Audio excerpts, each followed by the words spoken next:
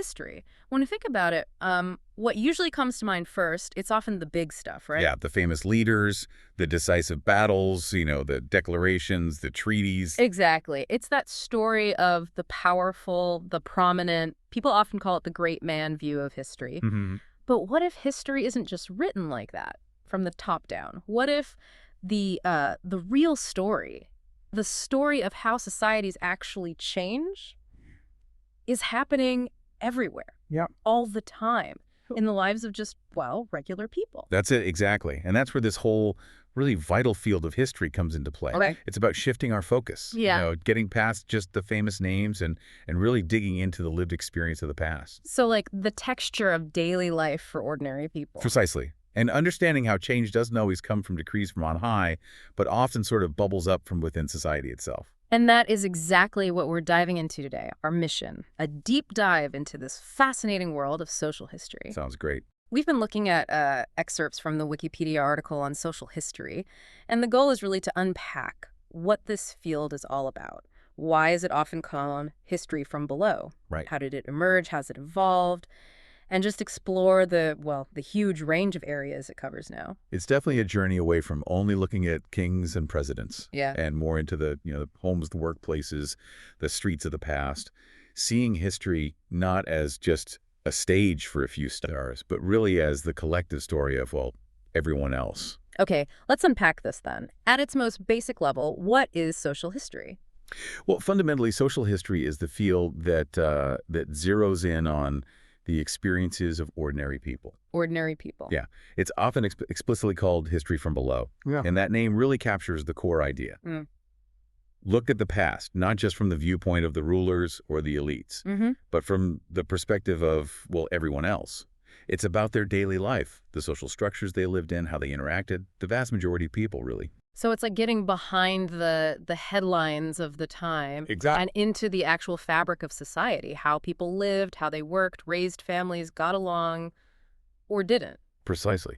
And this whole approach, it really started to gain significant traction, visibility back in the 1960s. The 60s. Why then, specifically?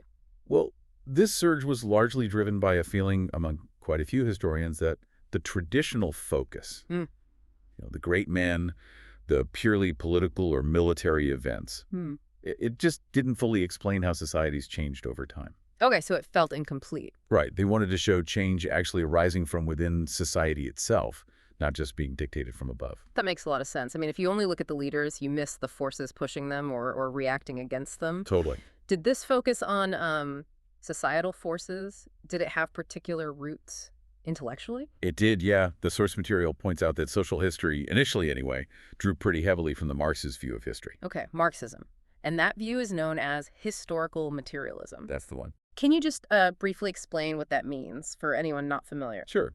Simply put, historical materialism is a way of looking at history that really emphasizes the role of economic structures and class relations. Wow, okay. It sees those as the primary driving forces behind historical change.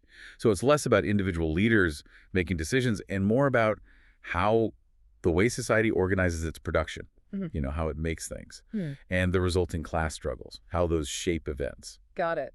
So less about Napoleon the man, more about the economic conditions and class dynamics in France at the time. Kind of, yeah. That's the basic idea. Okay, so it started with that kind of economic and class focus, but did it stay purely within that Marxist framework? No, definitely not. It evolved quite significantly. Mm. The sources mentioned that after what academics call the cultural turn and the linguistic turn. Right, I've heard those terms. What exactly were those turns? What kind of shift are we talking about here? Well, think of them as these big intellectual shifts that move beyond explaining everything just through economics or material conditions. Okay. The cultural turn brought a much greater focus onto shared meanings, values, practices, basically, how culture shapes society. And the linguistic turn. That emphasized the role of language, of discourse, how the words we use actually construct our understanding of reality and identity. Huh, interesting. So social history started incorporating different approaches, drawing from social liberal ideas, critical theory, looking at things like identity, power dynamics beyond just class, how meaning is constructed in everyday life. Wow. Okay. That's a huge expansion from just focusing on economic structures. It really was. And this field, social history, it became pretty prominent in universities. Oh, Yeah. absolutely. It had something of a golden age maybe in the 60s and 70s, and it's still a major field globally. You mentioned numbers. Yeah, the source gives some figures. Like between 1975 and 1995, the proportion of history faculty in the U.S. identifying with social history jumped from 31% to 41%. That's significant. In British and Irish history departments, in 2014, about 26% identified with social history, which actually made it slightly larger than the political history faculty group at that time. So it's really embedded in how history is studied now. Definitely. It's a core approach. Okay, now here's where it gets really interesting for me. The sources make this distinction between old and new social history. What's the key difference there? Right. So the old social history, you could almost say it was a bit more of a miscellaneous category. Miscellaneous. How so? Well, it was basically anything that fell outside the traditional mainstream. You know, the political, military, diplomatic history, constitutional stuff, biographies of great men, intellectual history. Right. So old social history was this varied collection of topics that didn't necessarily have a strong central theme connected them. It might include studies of movements outside the elite system, like, say, populism. So kind of a catch-all for history that wasn't about politics or war. In a way, yeah, a bit like that. Yeah. Now, the new social history that's generally seen as emerging much more deliberately, more consciously in the 1960s. Okay, the 60s again. And it's often specifically linked to the publication of one really, really influential book. E.P. Thompson's The Making of the English Working Class. Yeah. Came out in 1963. Right, Thompson. That's a landmark work. Absolutely. And Thompson himself later described his approach as history from below. He also noted connections to earlier work, like the French and Ale School. But the sources also suggest there's maybe another perspective on where this new approach came from, perhaps even earlier. That's right. There's an alternative view mentioned that suggests new social history actually arose earlier, back in the 1930s. The 30s? Yeah, linked to something called the Communist Party Historians Group at Cambridge University. Okay. And this perspective sees it as a very conscious revival of historical materialism. Yeah. And they actually point to Karl Marx's The 18th Brumaire of Louis Bonaparte way back in 1852 as a kind of foundational text for this society-wide approach. Marx's work is foundational. How did that specific book, The 18th Brumaire, embody this the society-wide approach they were looking for? Well, in The 18th Brumaire, Marx is analyzing Louis Bonaparte's coup in France. But he doesn't just focus on the political maneuvering at the very top. Right. He weaves in the roles, the reactions of all these different social classes, the peasants, the industrial bourgeoisie, the proletariat. He shows how their economic conditions, their class interests, actually influence the political outcomes. Ah, so it connects the political events directly to the broader social and economic landscape. Exactly. It's an analysis that really integrates those levels. Okay, so you've got this potential origin in the 30s, rooted in historical materialism. And then you have Thompson in the 60s, calling his work History from Below. Was Thompson's approach purely historical materialism? Ah, well, this is where the source points out what it calls a notable confusion in how new social history was defined. Yeah. Thompson's work seems to show this tension. On the one hand, there's the society-wide historical materialist approach, trying to understand the whole structure. Okay. But on the other hand, there's also a narrower focus, maybe, on giving voice specifically to the forgotten or everyday people. Mm-hmm. And the source describes that as being more justice-seeking. Justice-seeking. How could one approach be both society-wide and focused on giving voice to specific groups? What does justice-seeking really imply there? Well, the society-wide approach, the one rooted in historical materialism, it seeks to understand the overall structure and dynamics of a society, right, by analyzing class relations, economic forces. Got it. The justice-seeking aspect, though, it's often driven more by a desire to, say, recover the specific history of marginalized or oppressed groups, to highlight their struggles, their agency, maybe even to use history to advocate for recognition or change now. They can definitely overlap, but they represent maybe different primary motivations or emphases. One is analytical structure, the other is recovery and voice. That feels like quite a significant difference in the underlying purpose. Was this confusion ever really resolved in the field? The source suggests it wasn't entirely resolved, Hmm. partly because of the impact of that cultural turn we talked about. Right, shifting focus away from purely material things. Exactly. And also just the decline of Marxism as the dominant intellectual framework on the left in the 70s and 80s. Okay. And Thompson's own career, according to one perspective mentioned in the source, actually showed a gradual move away from a strict Marxist framework over time. It's fascinating how these intellectual underpinnings shift and evolve. Now, one of the really striking things about social history is how it developed differently in different places, took on unique characteristics in various countries. Absolutely. The national context really mattered. Let's look at some of those national flavors the source describes. How about the UK and Ireland? Okay.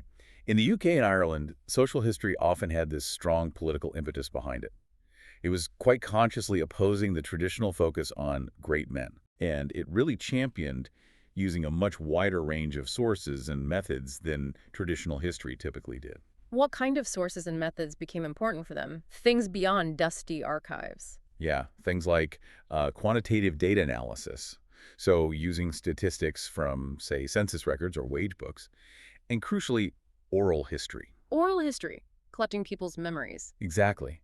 Gathering personal testimonies from people about their own lives.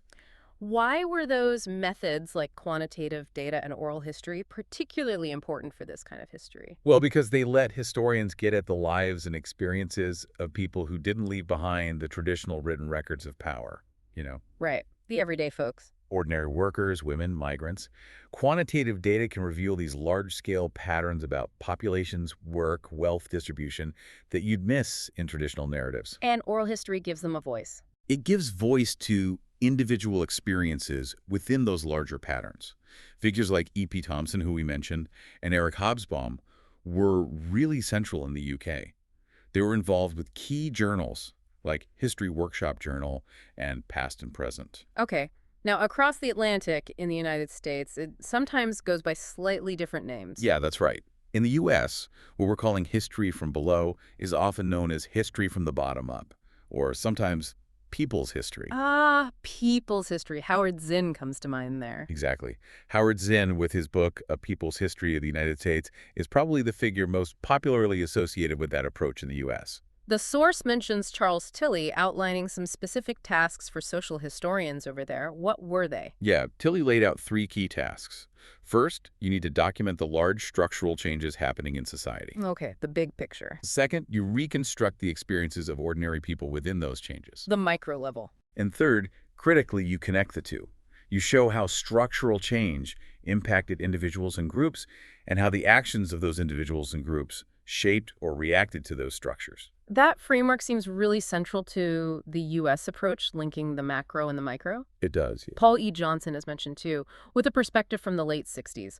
What did he highlight about American social history back then? Johnson pointed to the early promise of quantitative methods in the U.S., similar to the U.K., and also a really strong desire for democratic inclusiveness. Inclusiveness. Yeah, this drive to make sure the history of diverse groups, immigrants, workers, women, minorities, was actually told. But he also noted that after about 1990, this approach faced some significant challenges and critiques from the rise of cultural history. Ah, cultural history again. Yep, and organizations like the Social Science History Association and the Journal of Social History have been really important platforms for this kind of work in the U.S. Okay. Meanwhile, France had its own very distinct tradition, didn't it? The Annales School. Oh, absolutely. The Annales School has been hugely influential in France since way back in the 1920s. It really dominated historical scholarship there for decades. And their approach was about synthesis? Exactly. Synthesis. Their goal was to synthesize historical patterns from just an incredibly wide range of diverse sources. What kind of sources were they pulling together? Why synthesize so broadly? Pretty much everything. Social, economic, cultural history, statistics, medical reports, studies of families, even psychoanalysis. Wow. The goal was to get beyond just event-based political narratives. They wanted to understand these long-term historical structures and trends, Right. what they called la longue durée. The long duration. Right, by looking at human activities across all facets of life, not just politics or military campaigns. Fascinating. And Germany developed its own specific term as well, Gesellschaftsgeschichte. Yes, Gesellschaftsgeschichte. It literally translates to history of society. Okay. And it developed after World War II, really as a conscious attempt to create a new form of history after the the discrediting of the old nationalistic history. Right. The Bielefeld School was particularly influential there. They applied sociological and political modernization theories, ideas about how societies develop over time, drawing from thinkers like Max Weber, Karl Marx. Modernization theories. What does applying those to history look like in practice? Well, it means looking for these broad patterns of societal change. Things like industrialization, urbanization, secularization, shifts in social classes.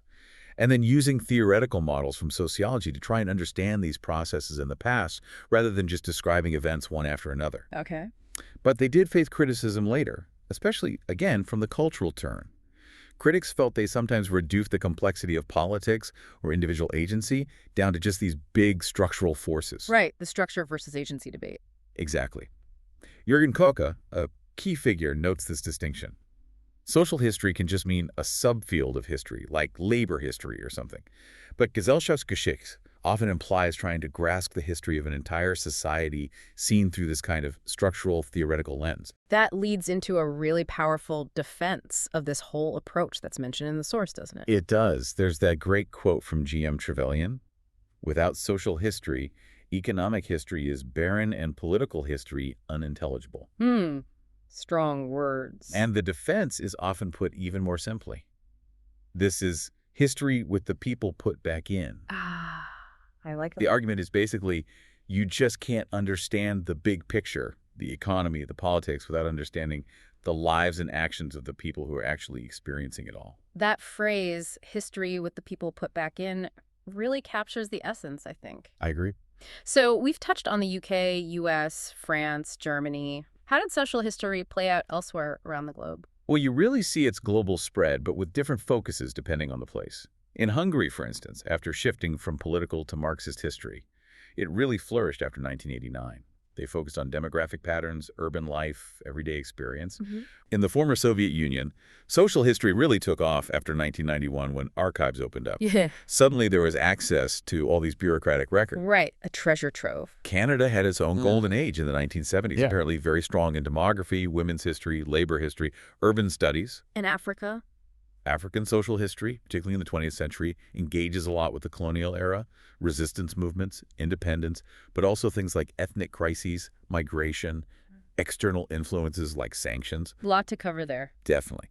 And Australian social history, the source notes, often focused on revealing the lives of previously neglected people, sometimes maybe with a less overtly theoretical approach than in Europe or the U.S. Works like A New Britannia or The Australian Legend are mentioned. So across all these regions, even with different emphasis. You see that common thread, that desire to understand the past from the perspective of ordinary people, even if the specific topics and methods vary quite a bit. Which brings us nicely to the incredible breadth of social history as a field. It's not just one thing, is it? It covers so many different areas. Not at all. It's huge. Let's explore some of the key subfields that the sources highlight. Where should we start? Well, one area that's pretty foundational is historical demography. Demography.